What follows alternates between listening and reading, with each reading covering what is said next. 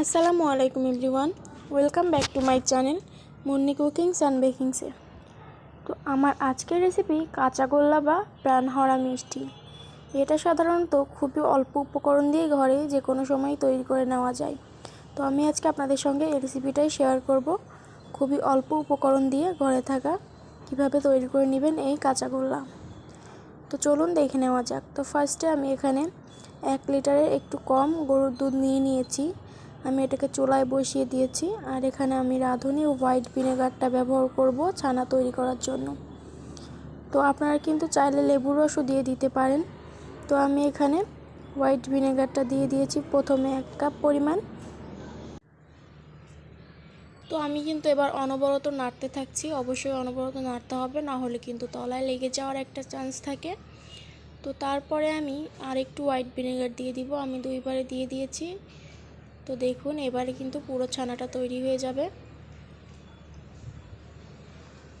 তো আপনারা দেখতে পাচ্ছেন যে ছানাটা কিন্তু অবশ্যই কেটে গিয়েছে। আর মিষ্টি তৈরি করার জন্য কিন্তু সর্বপ্রথম আমাদের যেটা প্রয়োজন হয় পারফেক্ট ছানা। পারফেক্ট ছানা যদি আমরা ভালোভাবে তৈরি করতে না পারি তাহলে কিন্তু কোনোভাবেই মিষ্টি আপনি সুন্দর করতে পারবেন না। তো আশা করি আমার এই রেসিপিটি দেখলে আপনারা পারফেক্ট ছানাও তৈরি করতে পারবেন আর মিষ্টিও তৈরি করতে পারবেন। তো এবার আমি এটাকে একটি ছাঁকনিতে ঢেলে নিব। ছাঁকনিতে ঢেলে আমি পানিটা ঝরিয়ে নিব। আমি এভাবে চামচ দিয়ে চেপে চেপে পানিটা বের করে দিচ্ছি ভিতর থেকে, এক্সট্রা যে পানিটা থাকবে। ছানার ভিতরে কিন্তু কোনো রকম পানি রাখা যাবে না। তো আপনারা চাইলে কিন্তু এরকম কোনো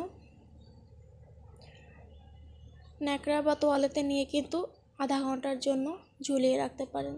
তো আমি যেটা করেছি সেক্ষেত্রে কিন্তু কোনো রকম রেখে দেওয়ার প্রয়োজন নয়, আমি মাত্র 5 মিনিটেই কিন্তু ছানাটা নিয়েছি। এবারে আমি এভাবে ভালোভাবে একটু ম্যাশ করে নিব। আপনারা নিশ্চয়ই দেখে বুঝতে পারছেন যে আমার ছানাটা একদম কিন্তু পারফেক্টলি তৈরি হয়েছে।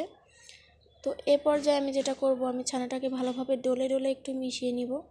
অবশ্যই মিষ্টি তৈরির জন্য ছানাটাকে ডলে ডলে মিশিয়ে নিতে হবে। তো আমি একটা বড় প্লেটে নিয়ে নিলাম। আমার কাছে মনে হচ্ছে ছোট প্লেটটাতে হচ্ছে না, ডলে ডলে মিষ্টিটা তৈরি করতে হবে, এই কারণে আমি দেখুন এভাবে কিন্তু আমি 2টা ভাগে ভাগ করে নিলাম। তো তারপর আমি চুলায় একটি প্যান বসিয়ে দিয়েছি, এর মধ্যে আমি অর্ধেকটা ছানা দিয়ে দিব আর আমি পরিমাণ মতো মিষ্টি দিয়ে দিব, চিনি। তো আপনারা চাইলে কিন্তু এখানে কনডেন্স মিল্কটা ব্যবহার করতে পারেন। আমি কিন্তু আজকে কনডেন্স মিল্ক ছাড়াই চিনি দিয়ে কিভাবে পারফেক্ট কাঁচাগোল্লা তৈরি করা যায় সেটাই দেখিয়ে দিব।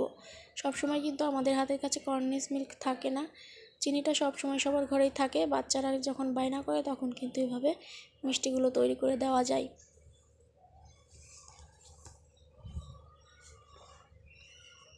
তো দেখুন এই পর্যায়ে আমি একটু মাখিয়ে দিলাম। এই পর্যায়ে কিন্তু আমি আর কোনো রকম এক্সট্রা পানি অ্যাড করব না। আমার চিনি গলে যে পানিটা বের হবে ওটা দিয়েই কিন্তু ছানাটা তৈরি হয়ে যাবে মিষ্টির জন্য। তো জাস্ট আমি চামচ দিয়ে ভালোভাবে একটু নেড়ে চেড়ে দিব। আপনারা কিন্তু একটু খেয়াল রাখবেন মিষ্টি তৈরি করার ক্ষেত্রে যেন ছানার ভিতরে কোনো রকম দলা পেকে না থাকে। দলা পেকে থাকলে আপনার মিষ্টিটা কিন্তু মোটেও ভালো হবে না। আর আমার এই চ্যানেলে যারা নতুন তারা কিন্তু অবশ্যই আমার চ্যানেলটিকে সাবস্ক্রাইব করে দিবেন, সেই সঙ্গে পাশে থাকা ছোট্ট বেল বাটনটি ক্লিক করে রাখবেন যাতে সবার আগে আমার সব ভিডিওর নোটিফিকেশন আপনাদের কাছে চলে যায়। আর আশা করি আমার ভিডিওগুলো আপনাদের ভালো লাগবে, আর ভালো লাগলে অবশ্যই লাইক কমেন্ট শেয়ার করবেন, আর সেই সঙ্গে আমাকে কমেন্ট বক্সে জানিয়ে দিবেন যে কেমন লাগে আমার এই ভিডিওগুলো। আর অবশ্যই আপনারা বাসায় এভাবে ট্রাই করতে পারেন। তো এবারে আমার ছানাটা তৈরি হয়ে গিয়েছে, আমি এবার এটাকে নামিয়ে নিব। তো নামিয়ে নিয়ে কিন্তু আমি 2টা ছানা একসঙ্গে এবার নিয়ে ভালোভাবে মেখে নিচ্ছে, ভাবে ডলে ডলে।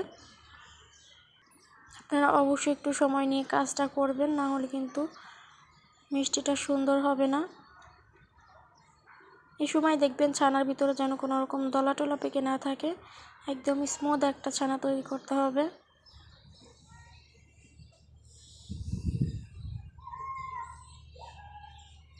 তো এই পর্যায়ে আমার কিন্তু ছানাটা মেখে নেওয়া কমপ্লিট হয়ে গিয়েছে। আমি এবার হাতের সাহায্যে বল শেপ দিয়ে নিচ্ছি, কাঁচাগোল্লা যে শেপটা হবে সেটাই করে নিচ্ছি ছোট ছোট করে। খুব একটা ছোটো করছি না, খুব একটা বড় করছি না, যেটা মিডিয়াম সাইজ আমি ওটাই করে নিচ্ছি।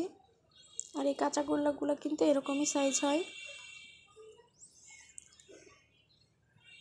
তো আমার কিন্তু সবগুলো কাঁচাগোল্লা রেডি করে নেওয়া হয়ে গেছে। এবার আমি ভালোভাবে হাতের তালুতে নিয়ে ভালোভাবে শেপ দিয়ে নিব।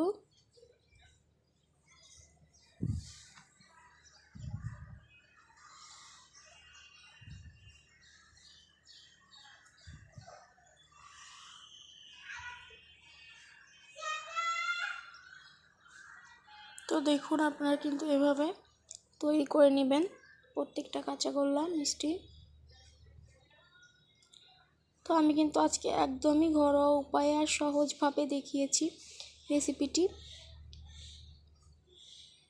কাঁচাগোল্লা তৈরি করতে অনেকেই বলে যে আসলে কনডেন্স মিল্ক ছাড়া হয় না, কিন্তু আসলে কিন্তু ওরকম কিছুই না। আমি আজকে আপনাদের সঙ্গে চিনি দিয়ে কাঁচাগোল্লা তৈরি করে দেখাচ্ছি। তো একদম পারফেক্ট কাঁচাগোল্লাই কিন্তু হয়ে যাবে। তো আমি এখানে গুঁড়া দুধ নিয়ে নিয়েছি। দেখুন, এখানে আমি ফ্রেশের একটা গুঁড়া দুধের প্যাকেট নিয়ে নিয়েছি। আমি অল্প অল্প পরিমাণে গুঁড়া দুধ দিব, আর যে কাঁচাগোল্লাগুলো তৈরি করেছি ওগুলো কিন্তু আমি এর মধ্যে দিয়ে ভালোভাবে একটু মিশিয়ে নিব। এখানে কিন্তু মাওয়া ব্যবহার করতে পারেন আপনারা, কিন্তু মাওয়াটা দেখা যাচ্ছে সব সময় সবার ঘরে থাকে না। এই কারণে আমি আজকে বলেছি যে একদম ঘরোয়া উপায়ে মিষ্টিটা তৈরি করব। এই জন্য খুবই স্বল্প উপায়ে স্বল্প খরচে দেখিয়ে দিচ্ছি পারফেক্ট মিষ্টি তৈরি। তো আমার সবগুলা কিন্তু হয়ে গিয়েছে, আমি সবগুলা রেডি করে নিয়েছি। দেখতেই পাচ্ছেন যে আসলে কতটা মজা হয়েছে, দেখে বুঝতে পারছেন যে যতটা সুন্দর ততটাই কিন্তু খেতে ভীষণ মজা হয়েছে। তো আশা করি আমার আজকের এই রেসিপিটি আপনাদের সবার ভালো লেগেছে। আর যদি ভালো লেগে থাকে অবশ্যই আমার চ্যানেলটিকে সাবস্ক্রাইব করে দিবেন। তো আজকের মতো আমি এখানেই বিদায় নিচ্ছি, আবার চলে আসবো নিত্য নতুন রেসিপি নিয়ে। আল্লাহ হাফেজ।